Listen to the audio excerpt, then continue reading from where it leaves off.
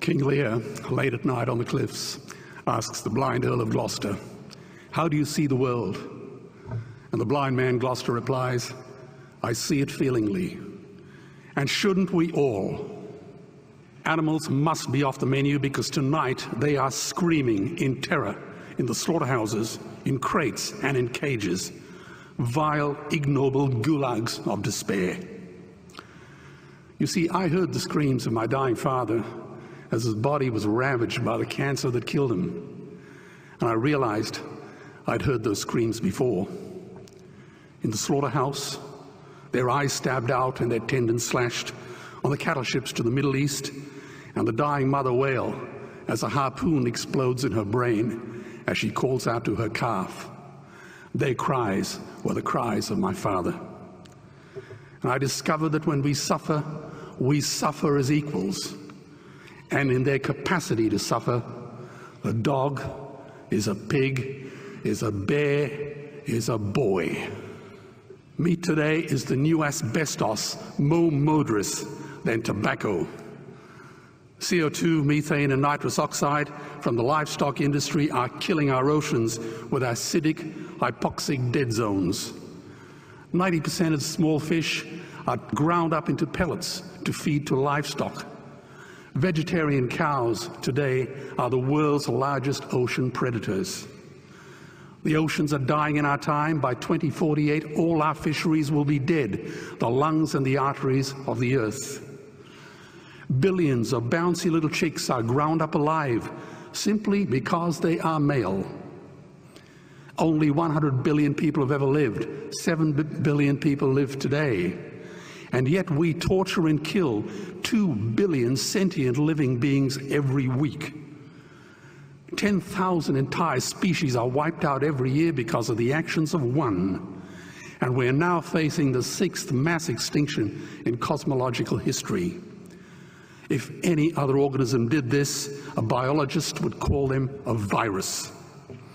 It is a crime against humanity of unimaginable proportions. But happily, the world is changing. 10 years ago, Twitter was a bird sound.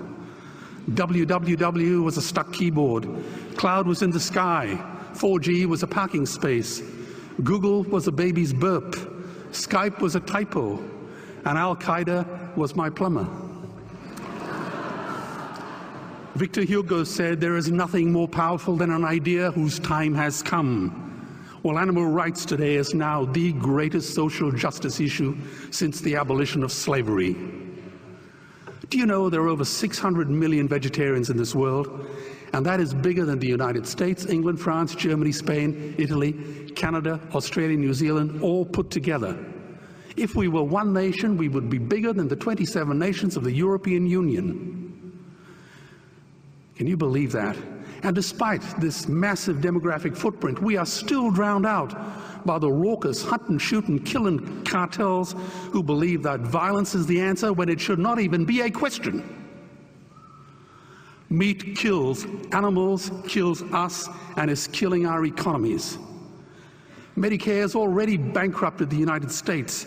They will need $8 trillion invested in Treasury bills just to pay the interest, and they have precisely zero.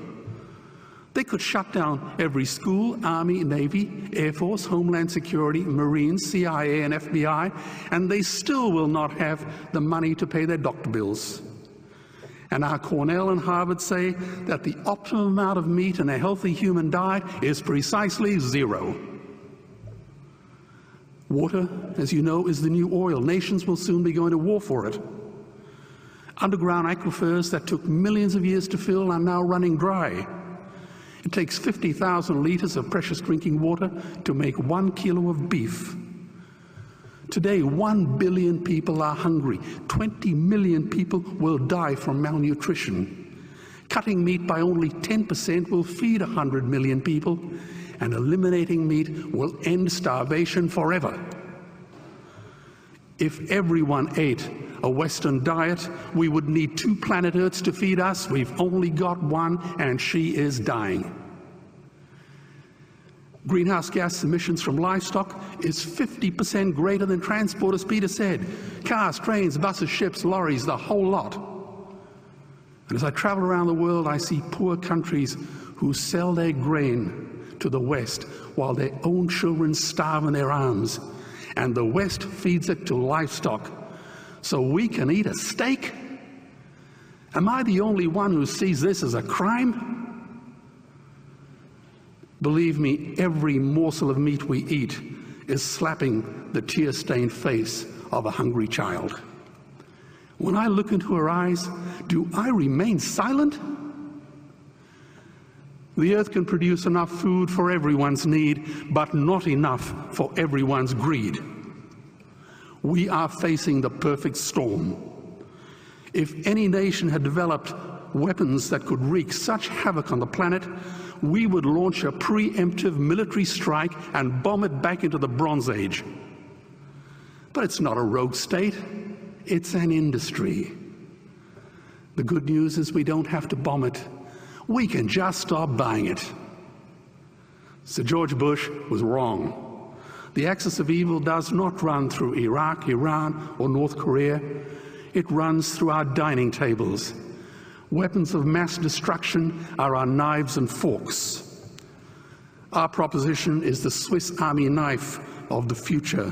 It solves our environmental, water, human health problems and ends cruelty forever. The Stone Age didn't end because we ran out of stones. This cruel, disgusting industry will end because we run out of excuses. Meat is like the 1 and 2 cent coins. It costs more to make than it's worth. And I come from the bush. Farmers are the ones with the most to gain. Farming won't end, it would boom. Only the product line will change. Farmers would make so much money they won't even bother counting it, and I'd be the first to applaud them. Governments would love us. New industries would emerge and flourish. Health insurance premiums would plummet. Hospital waiting lists would disappear. Hell, we'd be so healthy, we'd have to shoot someone just to start a cemetery. So tonight I have 2 challenges for the opposition. 2 challenges. Meat causes a wide range of cancers and heart disease. Would they name one disease caused by a vegetarian diet? And 2, I'm funding the Earthlings trilogy. If the opposition is so sure of their ground, I challenge them to send a copy of the Earthlings DVD to all their colleagues and all their customers. Go on, I dare you.